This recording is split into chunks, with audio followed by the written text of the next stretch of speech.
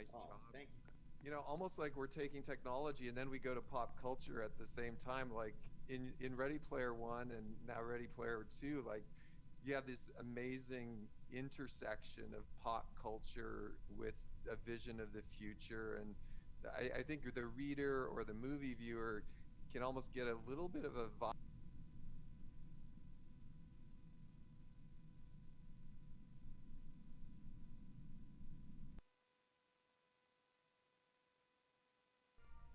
My interest in pop culture is very broad, but for Ready Player Two, there are some specific facets of pop culture that I took inspiration from, like John Hughes films. Huge fan of John Hughes movies, especially the John Hughes movies that were set in high school. Yep. And he created his own fictional high school, Shermer High School.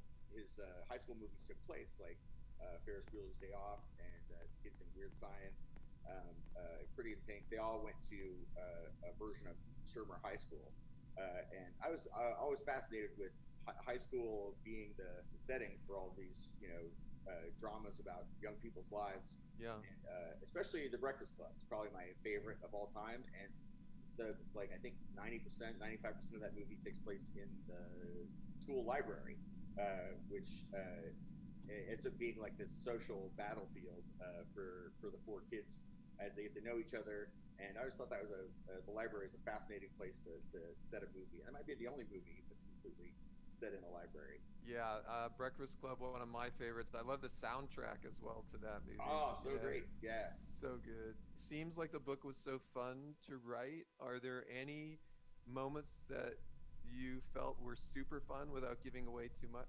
I don't think I can give away the super fun moments without giving away too much, but I will tell you it was I had fun. I had fun the whole time I was writing it. Because I knew, unlike with Ready Player One, when I wrote it, I wasn't sure if anyone was ever going to read it. Outside of my friends and family. Whereas this, I knew there were a lot of people waiting and excited to read it, and that whatever I wrote, that story was going to play out. Those events were going to play out in billions of people's imagination. And imagination is even more powerful than computers or the movie platform. Like the human imagination, still you can't beat that. So I had a lot of fun thinking about elements in the story that would set people's imagination alight. Hopefully, so that's what I did my best. I'm really hoping people enjoy it. Well, I have a motion I make at Roblox, which is out of the park. So Yeah. I Oh. think it's out of the park. So I think Oh. everyone's going to really enjoy reading Ready Player 2. Like, kudos to you. It's Oh. Thanks. awesome. And I think also the Robloxians are going to love the challenges as well that we've got in store. So, Ernie, thanks again. In the midst of all these crazy times, hanging with you has been a highlight for me. I really appreciate it. Oh, thank you. Thank you for making time to talk with me, and thank you for teaming up with me to do another Ready Player One, Ready Player Two event. This is I had so much fun the first time because it really is like bringing the story to life. What you guys are doing. This is Roblox is the closest thing to the Oasis, and this contest is like the closest thing to the contest described in the book in reality. And people all around the world get to take part in it. It's really amazing. It's like bringing the story to life. So I can't thank you guys enough. Thank you, Ernie, again. All right. Over and out. Really enjoyed it. All right. Thanks, Dave.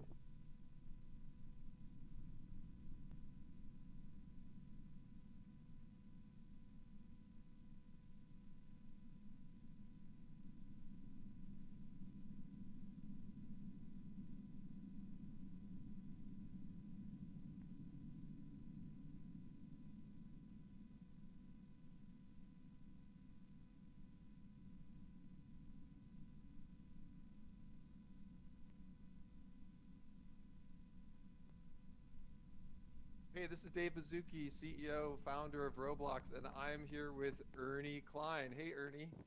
Hey, Dave. Good to see you, man. Yeah, it's been a couple years. Last time we were together, we were hanging at South by Southwest talking about your first book, Ready Player One.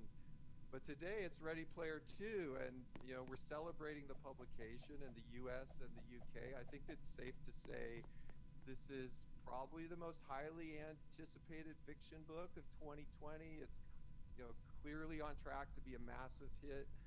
I've read it. I'm blown away. It's worth Uh, it. It's worth the wait. I'm excited for people to finally get to read it. with Ready Player 2, we're going to see a lot of great stuff. There's another quest.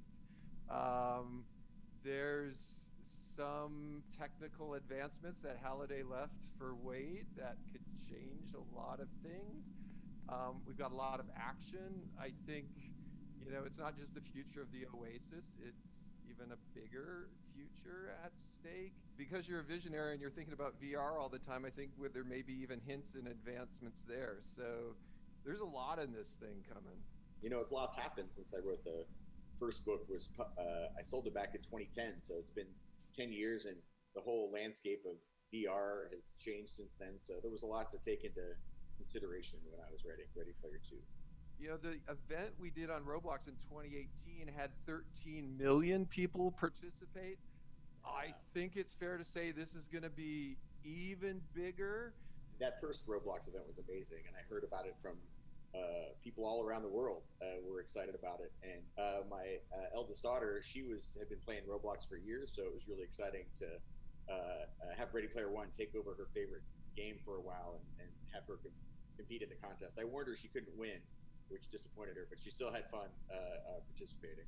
Yeah, I think when we talked at South by Southwest, you hinted a little about your daughter. I'm flattered to hear she's hanging on Roblox in the midst of all that's going on right now. So thank you for sharing that with us.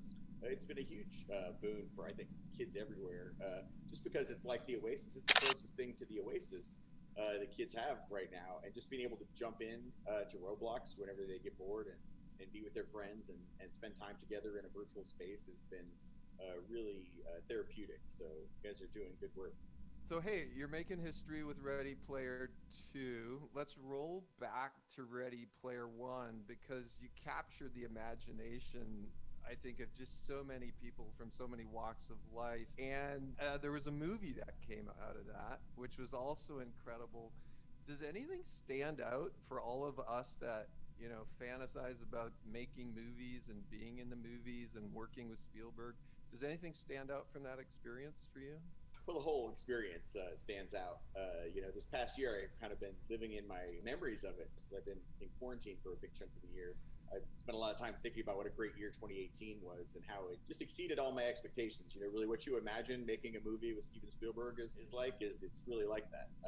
It's like a dream come true. And I got to see so many things that were in my book, brought to life, including the stacks, like this idea of stacked trailers that I built in my imagination ended up getting built for real. So that stands out to me. I remember driving towards Leavesden Studio in London and seeing the stacks on the skyline for real, and engineers had built this thing that I had just imagined. When you have this in your imagination and then all of a sudden you see it in the movie in real life, how does that feel? Was it at the point of your imagination, beyond your imagination? Like, how did the two line up there? Well, in my imagination, I don't drill down into all the minute details the way that they do when you make a movie. You have to dress the sets and imagine everything. So I could walk up into any one of these stacks of trailers and go into any trailer, and the whole trailer, looked like somebody lived there. And people were living there. For the few days that we were shooting in the stacks, it was filled with extras who were all dressed like it was 2045. It was just incredible. It was really a surreal experience. It felt like a dream kind of the whole time I was there. So even looking back on it now, I have to remind myself that all really happened. I know from last time we talked, you're a big Spielberg fan. If we move out of science fiction into non-science fiction movies, he's got a huge collection there as well. Is there anything that pops out to you like an old favorite of yours? Out of his non-science fiction films, I would say Jaws is probably my all-time. That movie, I remember seeing it and being scared in the movie theater with my parents. Yeah, everyone was. Yeah. Was there anything in that movie that you thought stuck out to you? Favorite line? Anything from it? You're gonna need a bigger boat. Is the line that I always quote all the time. Whenever the tools at hand are not sufficient, that's the quote that I always draw upon. Now that we're getting into Ready Player 2, in a way, you've kind of contributed a bit to the advancement of VR. And is there any way you can think about how you've seen this pan out in almost real life? For us, in the midst of COVID, like I mentioned, we've seen the virtual birthday parties, people trying to connect, younger people trying to figure out how to, work at a distance even. Have you seen any of this come true in your life? Well, yeah. I mean, everything happens. You know, even the news anchors, and every host of late night television. Everybody's having to do everything from home, virtually, through the internet, including my daughter, who's going to school online, and then also in the evenings she'll hang out with her friends in Roblox, and spend time in a virtual space there. Which reminds me, she wanted me to ask you if we could get her a unicorn. I think You, there's probably like hundreds of different types of unicorns, and oh now that well, we've opened up the UGC store on Roblox, there are probably people making unicorns, which oh, right on. so absolutely, like, All right. high five to that. A lot of people now are talking about the metaverse, and we've also seen people starting to chat not just about how we work or how we learn, but how we consume entertainment, how we work together. Ultimately, I think the vision of Ready Player One and Ready Player Two, and thinking about this vision of the metaverse, is all these things we do in real life, we can start to imagine, doing in the metaverse. Have you seen any other pandemic related?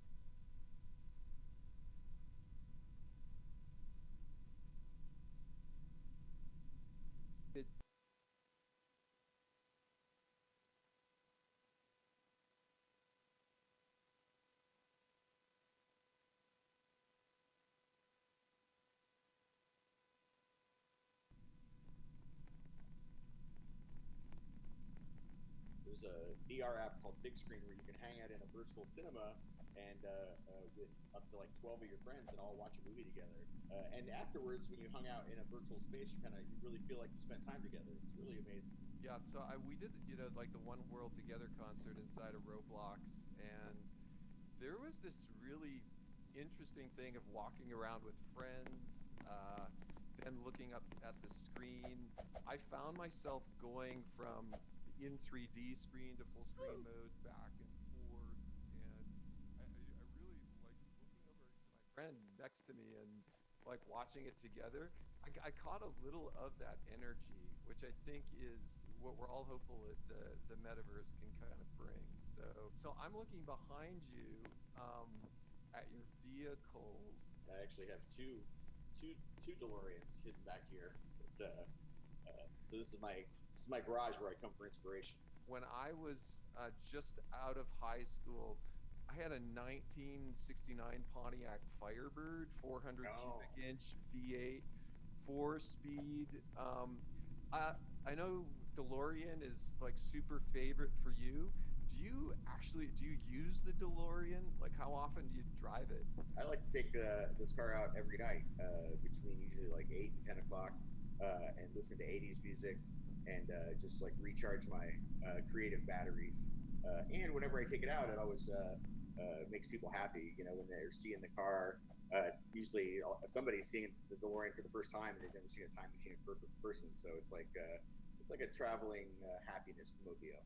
One thing I'm curious about, those DeLoreans, are they stock, or have you had to like modify the engine or anything to keep them going?